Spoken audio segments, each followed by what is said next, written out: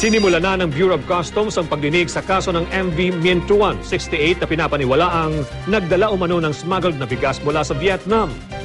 Nasabat ang nasabing barko na naglalaman ng halos 100,000 sako ng bigas sa Legazpi City, Albay noong September 8. Dumating sa pagdinig ang abogado ng barko, may-ari ng naturang Vietnamese vessel, mga prosecutor ng gobyerno, kinatawan ng National Food Authority at mga investor. Hindi tumagal ang unang pagdinig dahil hindi dumating ang consignee o ang dapat sanang tatanggap ng kargamento. Ayon kay Attorney Christopher Indusil ng Bureau of Customs, hindi pa nila matukoy kung legal ang kargamento ng Vietnamese vessel dahil nagsisimula pa lang ang pagdinig. Dinedetermine natin dito sa mga parties, ma-trash out kung the same is legal ang importation. So kung legal siya, i-release.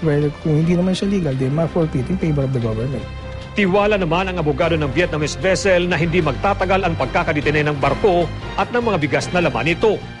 Bilang may-ari ng barko, maidiskarga yung bigas na yan. Kung kanino man yan, NFA man yan, o yung mga nakalagay doon na for the account of certain cooperatives.